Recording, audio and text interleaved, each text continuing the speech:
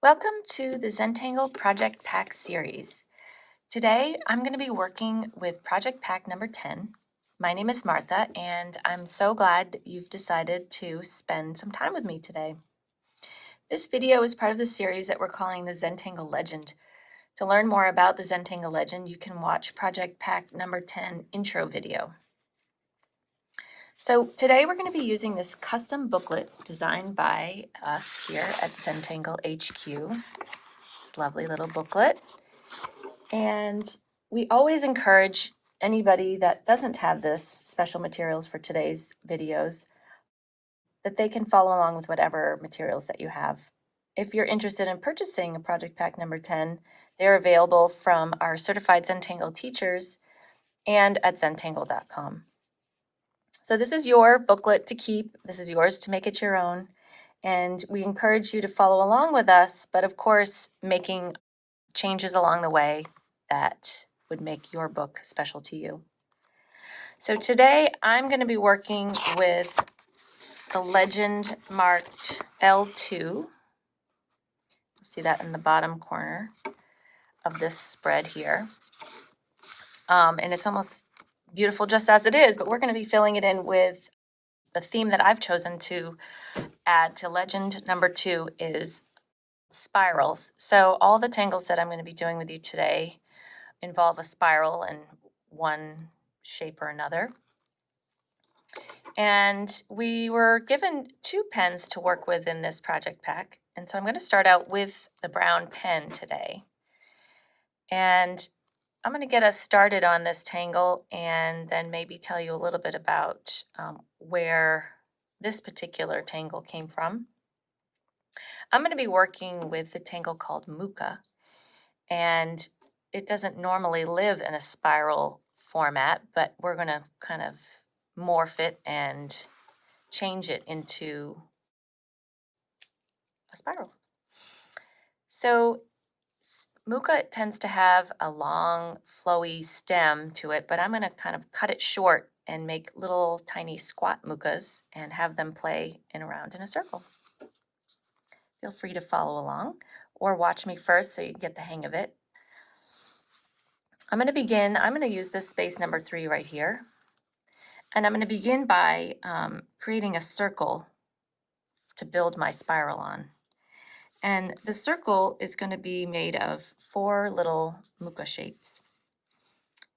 Now I'm probably going to work in my spiral going clockwise, but you can feel free to go counterclockwise. It's up to you. So around about the middle here, I'm going to draw a small muka shape. Get a little tighter here for you. And then turning my book, I'm going to start the next one right on top of it, just like that. And turning my book.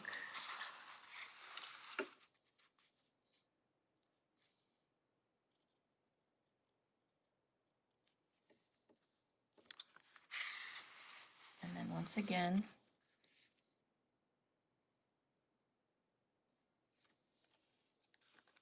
so now we're going to build on this right about where we started. Just following along, building each muka shape on top of the one that we just did.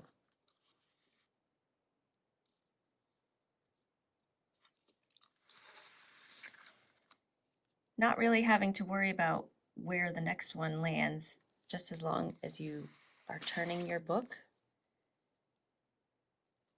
and building off the one that we just made. I love working in spirals because it really does let you let go of any expectation of where you're supposed to put your next stroke, because you just have to keep following the spiral.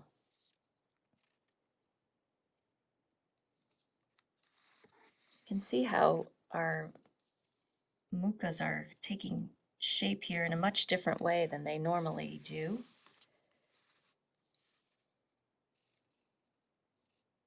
All tucking into one another.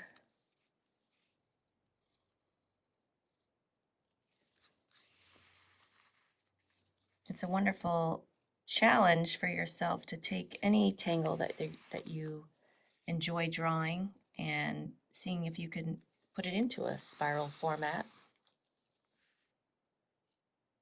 And I'm tucking these in as they hit the border, but you may decide to jump across the border. That's up to you.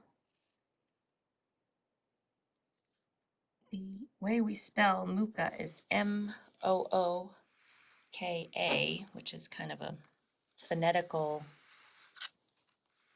spelling of the name of Alphonse Mucha, who's a famous artist, one of my mom's favorites, and Maria was inspired by his embellishments of his illustrations with this lovely shape that he used to draw, and that's where the name of this tangle came from.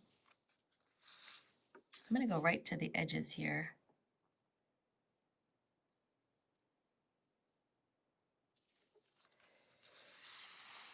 When we started coming up with this idea of talking about different Zentangle legends,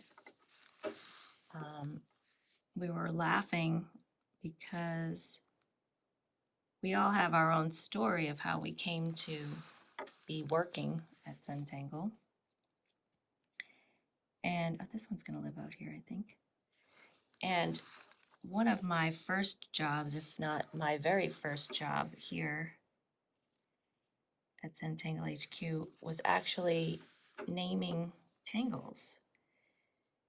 And it sounds like a very silly job, but actually it was pretty fun.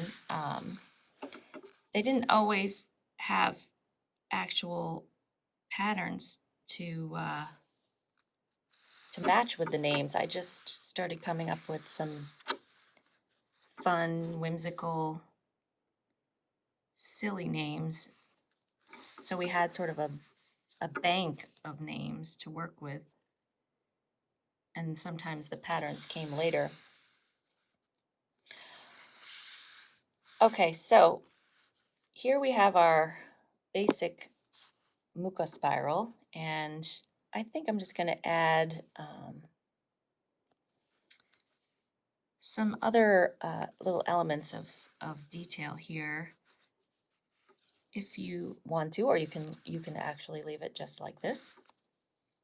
But in each one of these stems, if you will, I'm just going to add a little line like that. Doesn't take much pressure to put that ink down. I love how small details sometimes have a very profound effect on final product. Little touches. Now, because we have another color pen, I think I'm going to pick that up, and I'm going to pick up my black 01 pen, and I'm going to fill in the background of all of these mukas very carefully and methodically.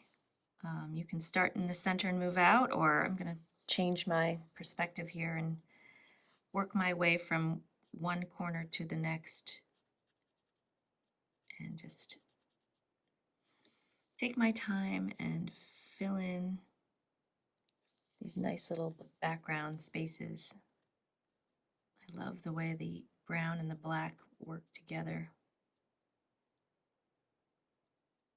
I am trying to be mindful of not covering the brown ink that I've put down, because you want to have that color play, that black and brown together.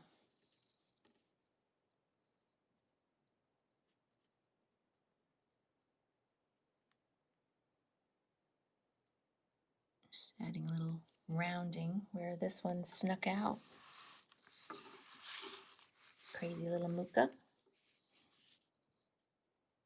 It's funny, some Tangle names and the story of the names are easily recalled by all of us, and then there are others that none of us can remember how it got its name. And in the end, we realize it doesn't really matter what these things are called. They're all just beautiful lines on beautiful paper. I think these legend books are so sweet. And I've been working my way through mine, and I can't wait to see it finished, but I really don't want it to end. Of course, I suppose I could do some more legends. But it will become a wonderful resource of tangles. Some new, some old favorites. Some just in a different format than we're used to seeing. Little spot right here.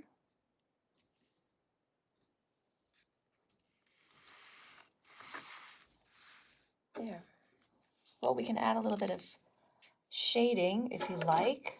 And I'm using the side of my pencil. And I'm going to be careful not to put graphite in that rounded area. I'm going to kind of stick with the, sorry about that, stick with the sides.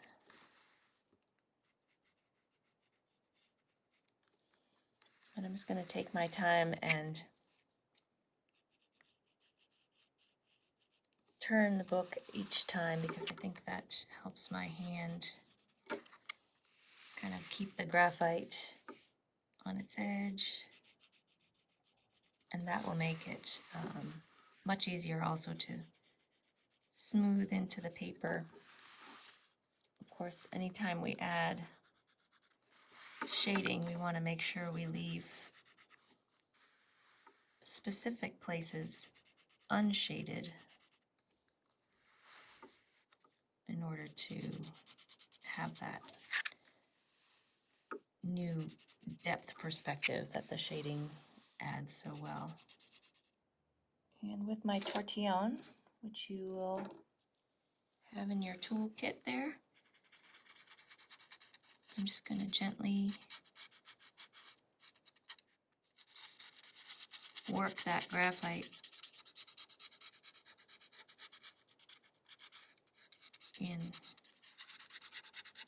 I love that sound that it makes on the paper when you have if you're taking a class, a Zentangle class with a group of people and everybody's doing their shading, it's that sort of hum of tortillons. You know, the good stuff is happening. There, that looks awesome. So there's our first spiral. Now we don't have a blank legend. Now we have something down here, something to admire. So the next one I'm going to do is kind of a classic old tangle, really. It's been around since the beginning. And it's not often seen in a spiral shape, but it seemed, in my mind, to be a very logical one to adapt. So I'm going to start with my black pen, my black 01 pen, and I'm going to work in this space right here, number 15, but any space will do. This is your legend, after all. And I'm going to begin by drawing, you guessed it, a spiral. And I'm going to fill this whole space with a spiral, and that is going to be my playground for putting in this tangle. So I'm starting in the middle, and again, this time I'm going to work counterclockwise, but either way will be successful.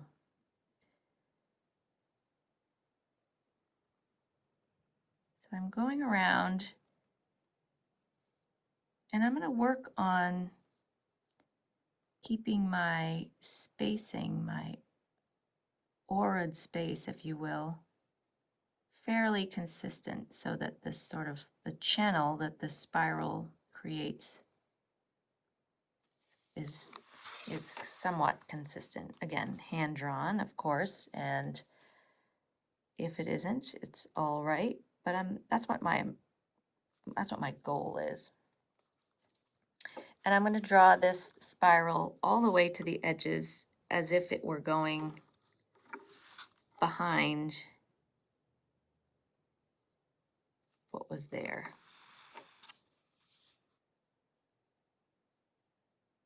All right, so we're going to do a tangle inside here called Zander, Z-A-N-D-E-R,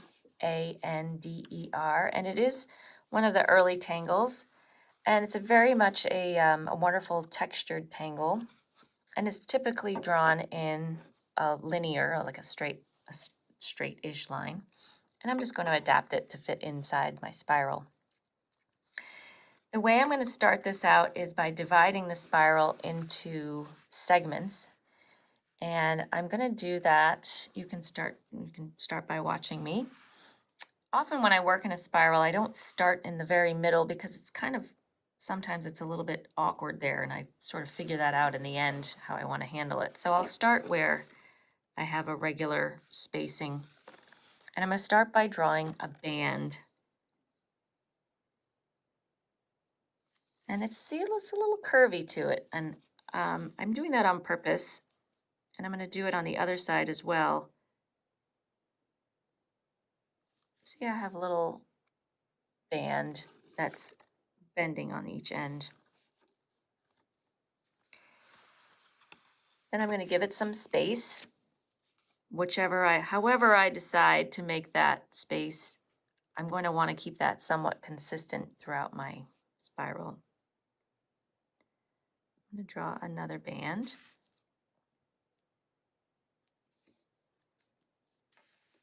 And then turning my tile somewhat similar distance, another set of bands. And it's just the simple curves instead of rigid straight lines that add a softness and a sort of a little personality to your work. And don't worry if your bands line up or if they don't line up, it's not going to matter in the end. Actually, if you're new to Zentangle, working in a spiral, it really reminds you to turn your tile or turn your book as you work. And it will help you when you're not working in a spiral. And it's one of the things that we sort of remind Zentangle practitioners to don't forget to turn your work, because we all have a comfort zone, and being able to turn your tile to where it's most comfortable for you really offers you the greatest success in loving that line that you're putting down, feeling relaxed and enjoying your creation and the creative process. So you can see my sections are pretty similarly spaced. I mean, they're not measured out, but they have a continuity to them.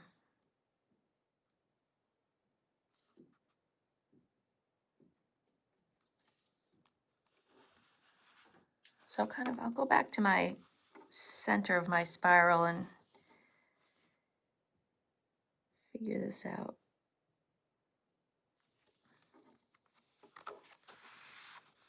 Maybe I'll do one more here.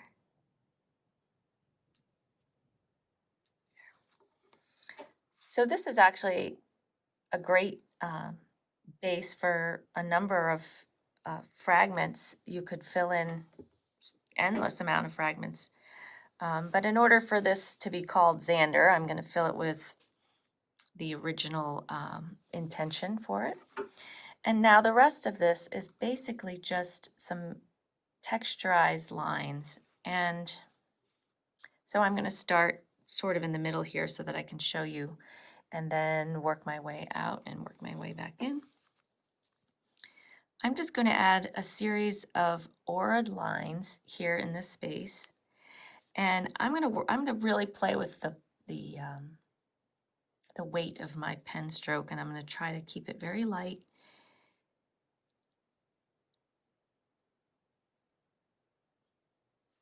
And then every once in a while, I may skip a beat and add, I guess we used to call it a bit of a sparkle, sort of where you leave a space behind. And if you're consistent and leave it always in the same space, you create kind of a fun highlight.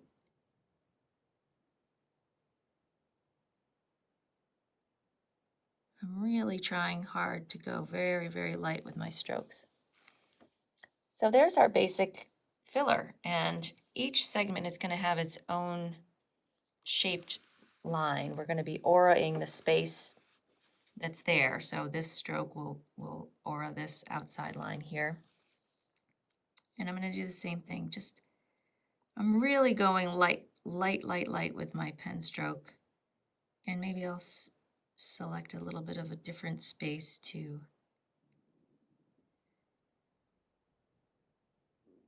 leave that sparkle. And it's a fun way to add color dimension without adding anything else but your pen strokes. It's fun to give yourself a little challenge, like barely touching the paper with your pen. Kind of working on our own motor skills. We're just drawing lines, but the focus can be pretty intense. So don't forget to have a breath, pause for a minute if you need to, and lighten up on your pen grip also. If you've never worked in a journal before or a book, it's kind of nice to have that permanence to it. You know, you're going to be working, for several hours through this project pack, and you'll have all of your beautiful artwork in the same place. Also makes it really easy to take with you if you are traveling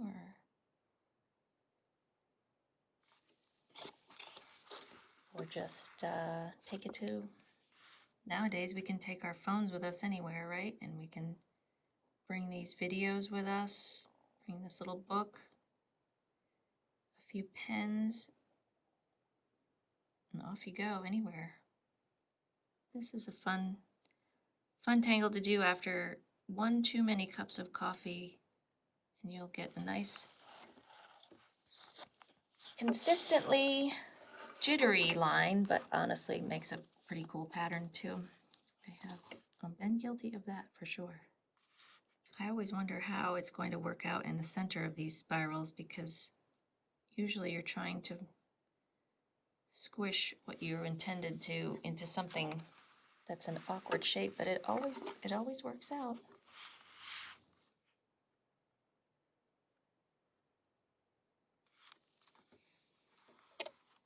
Maybe we can sneak a few in here.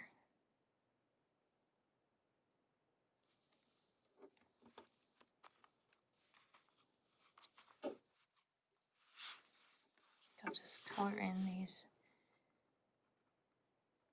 corners here.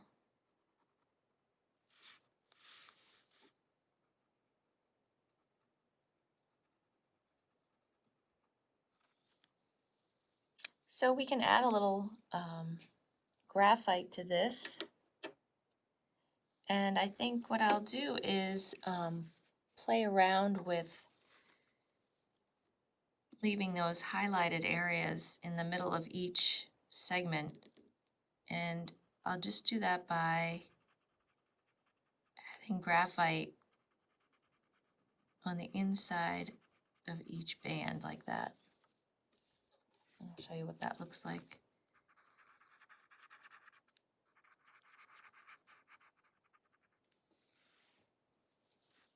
So I'm going to do that all the way around.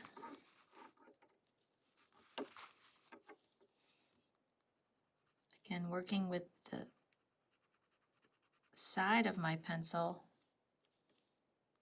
so I have a little bit more surface area of graphite to work with.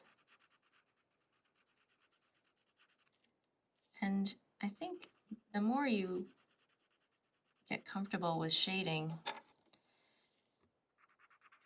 more confident you get with putting it down, and that fear of ruining your masterpiece kind of fades away, and you realize how much it adds to your work. If I find I've come up against any of my little highlights that I've done, I sort of avoid them, try to go around them. Everybody has their own rhythm of shading. Some people like to put all the graphite down first and then go back and rework it. Sometimes I just get anxious to see what it's going to look like, so I kind of do it as I go. Oftentimes you have enough graphite left on your tortillon. If you've missed a spot, you can add a little bit just with what's on the tortillon itself.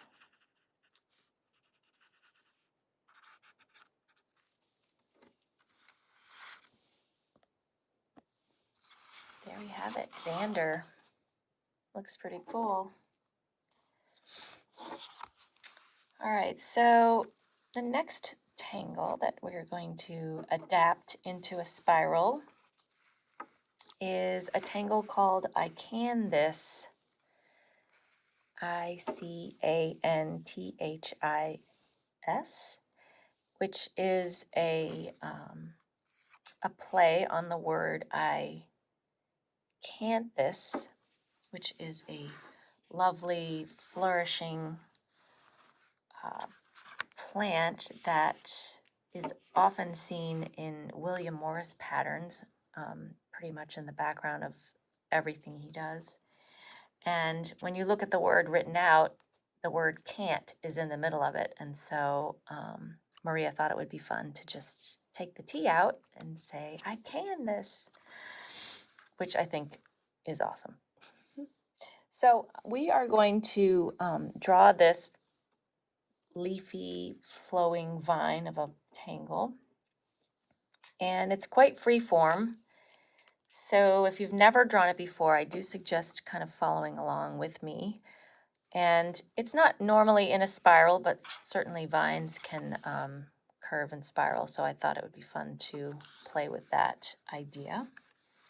I'm going to work in the corner here on this number 17. And I'm going to start directly with my black 01 pen.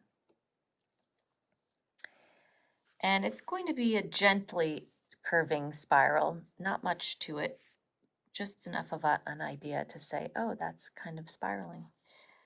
And right about the middle, I'm going to curve around and then jump over the fence here. Like that. That's it. That's where we're going to start. And I Can This is, I find it to be a fascinating tangle because you almost don't really see what's going to happen until you put the final step. So follow along with me, have faith, and you will be pleasantly pleased, I am sure, with how it comes out. So the first step, and there's going to be a lot of turning around, so I apologize if we get a little dizzy here. I'm going to start at the beginning in the center, and I'm going to start by adding little veins. These are going to be the veins of the leaves. And I'm going to add them alternating here and there along the vine, but each time I do it, I'm going to have to turn so you can see. I'm alternating them here and there, and I am going to be maybe bumping into space next door, but fear not, I think it's going to be fine. So turning my tile,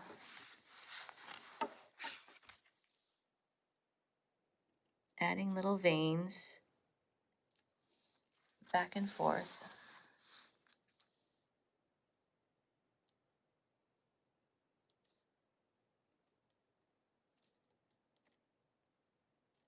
I'll just leave the tip there. So the next step is I'm going to add a little hat, if you will, on top or kind of floating above each one of these veins that we've just drawn. So if you ever get turned around, just remember it started in the center, and that's how we're drawing the vine. So the hat that we're going to draw on top, it's not connected to it, it's sort of floating above it, and it resembles those curly parentheses at the end of that you can bracket an idea with. It's like that.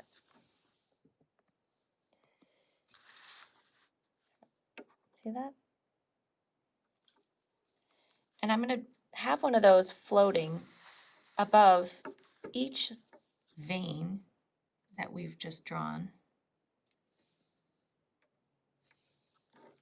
all around on both sides. Even this one here that's going into space number 18. We'll just have to figure out what goes in there later.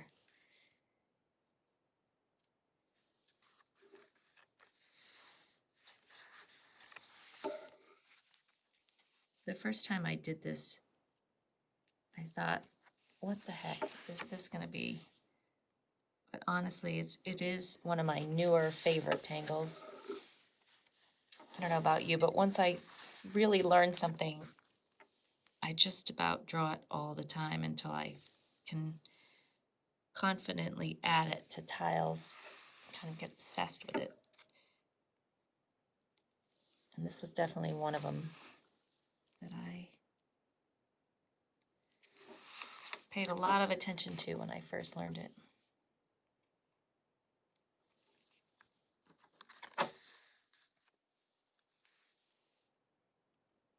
And it's when you do that is you sort of find your own version of whatever tangle it is, the way you like to do it best.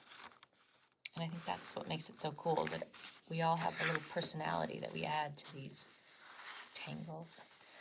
I'm going to add in between each one of these veins with a little hat on them.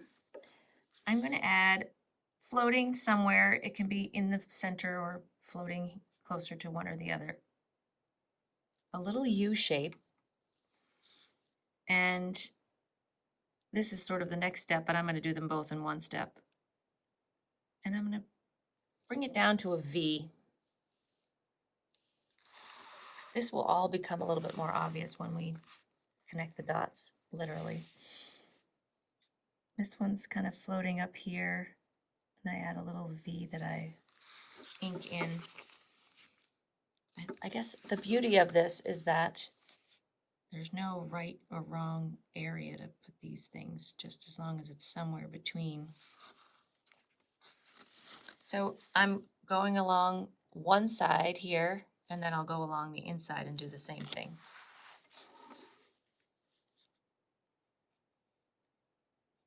Little U shape with a little darkening of ink underneath. And when we're doing the final step, you may want to add more of these if you feel like it's important. This one will just have a little one. Or the next time you do it, you'll add fewer. So the next step here is a little bit of a leap of faith. And you just have to go at it confidently. It's my only advice. All right. I'm going to start in the center, and I'm going to work my way all around the outside edge, and then I'll go on the inside edge. And what we're creating now is a leaf. So we wanted to have a lot of curves and edges. And so it's basically just allowing your pen to have some freedom, but always landing on, we're going to be landing on the beginning and end of the hat and the beginning and end of these little U shapes that we've created. So I landed here, then I'm going to pick up here, little squiggly line, and land. Then I'm going to pick up here, little squiggly line, and land. Little squiggly line with some curls, and then I land on the V, take off here,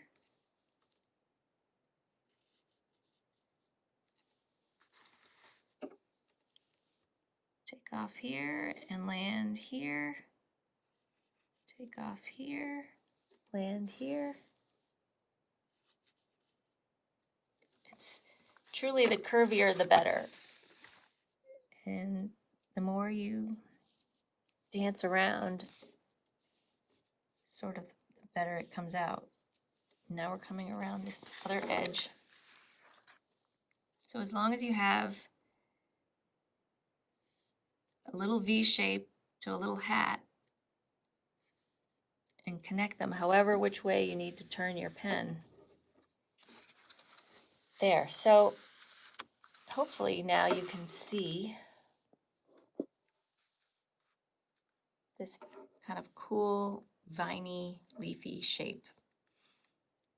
And it's interesting, so these little V's, which seems strange at the time, you can see how that adds a little bit of dimension to the whole thing. And I like to go back even at this point, and wherever I have, not wherever, but in some places, you can add a little rounding, which adds the idea of a shadow, or maybe even things curving and turning a little bit more. So where you see some curves that you can go back and add a little ink. Doesn't need to be each one, but here and there. Another thing you can do is add a few more veins if you want. If you feel like your leaf is turning, and maybe liked a few more of these little details. You can even add another leaf growing out if you wanted to practice a little more. Remember, we add our little veins here. Then we put a little hat on top.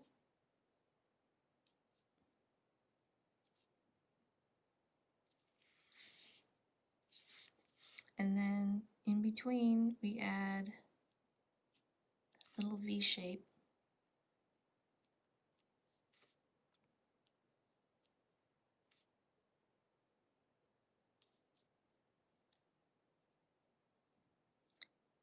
And then we link it all together with a very curly, exuberant line. And then adding a little dimension. And simply adding some graphite down that original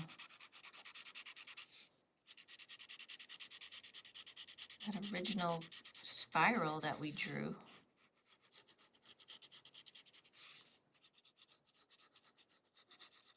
Adding quite a bit down.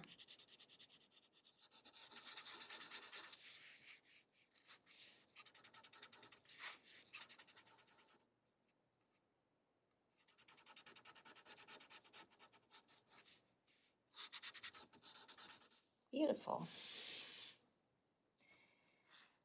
All right, so I'm going to share one more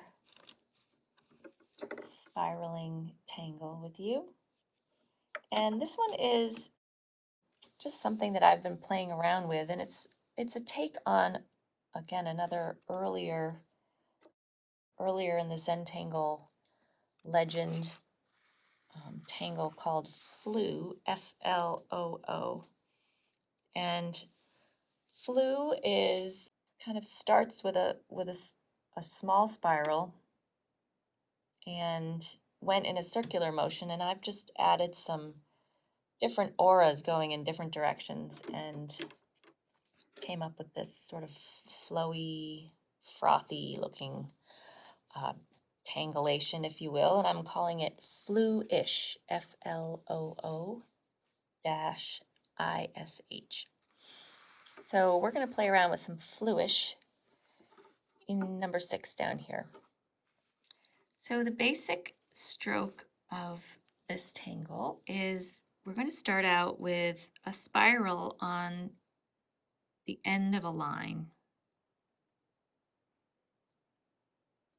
like this.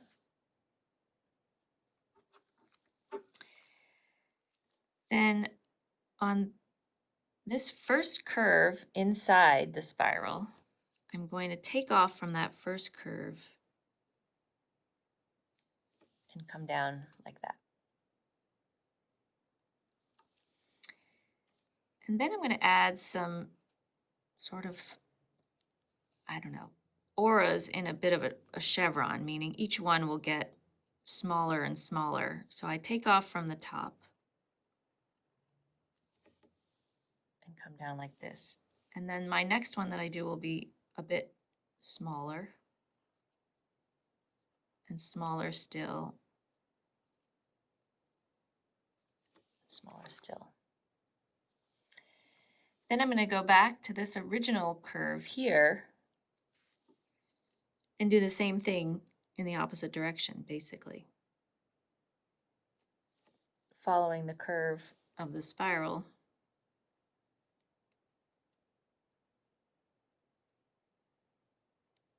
Like this.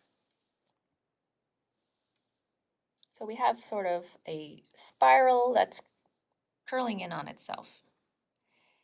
And from here, I'm just going to do many of these, starting in, you can start in the same direction, you can start in different directions, and I'm going to just build off of this original one that we just did.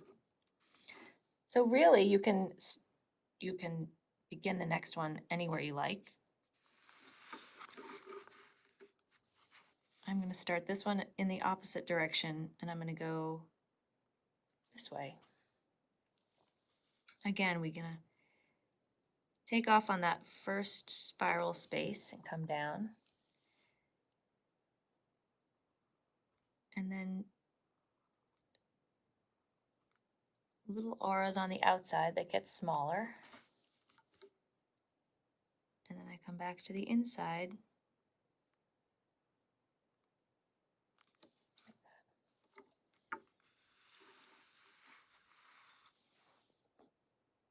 And these they're very much shell-like little creatures here, but they grow off of one another very gracefully. And it's fun to play around with the size a little bit. So this one slightly larger than some of the others, but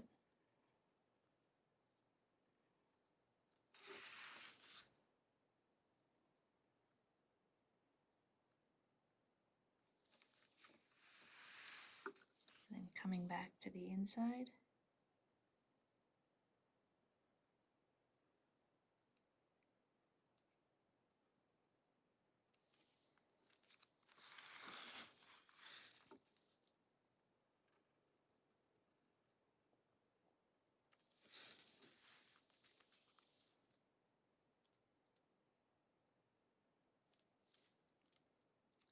As with most tangles that we work with that build with aura, you want to focus on trying to, as I maybe didn't do that so perfectly, I guess the goal is always to try to have your auraed spaces be consistent or somewhat consistent.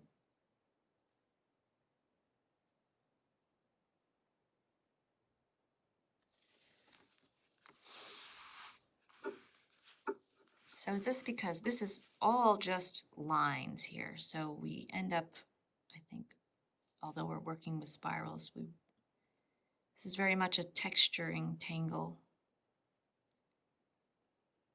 When we're working with a tile or any kind of composite, you like to have tangles that are from sort of different themes, if you will. We like to use not all texturing tangles in one tile, but maybe we would like to add some drama or some straight versus curvy, or whatever it is. You want to have some opposing features so that they complement each other.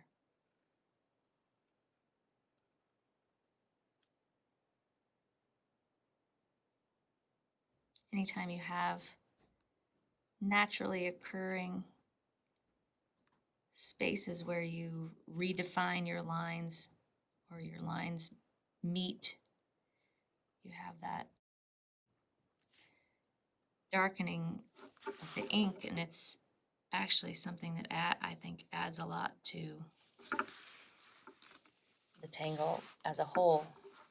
These little points of interest, if you will. So sometimes I even emphasize that on purpose. Maybe down here, adding a little bit of extra ink. So you can see it doesn't matter which way you tuck them in, they all sort of fit together.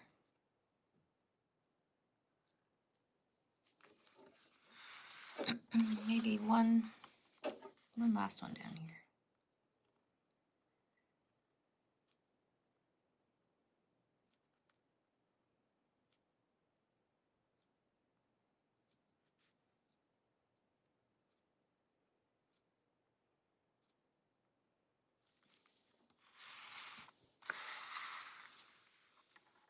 There, isn't that fun? So just kind of simply, I'm going to, with my graphite pencil, just add a little bit of, graphite where these get folded in here, sort of right underneath that first spiral that we drew.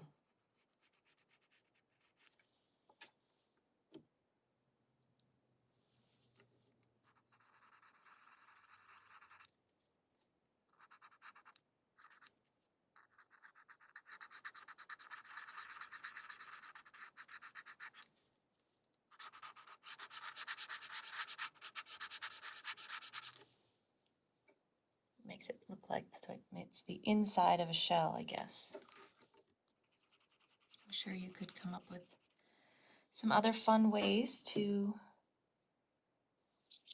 shade this as well. So I enjoyed sharing with you some unusual spirals, maybe some that you hadn't tried before. So I invite you all to fill in with some of your favorites and maybe do some research and exploration on some ones that nobody's thought of yet. And I have been working on my own book originally, and I thought I would share that with you. So here you will see the ones that we did together. I hope everybody can see this. All right, I've gone through, and some of these are just fragments, and some of these are adaptive tangles, if you will. Some of these are old favorites. Marisu there, and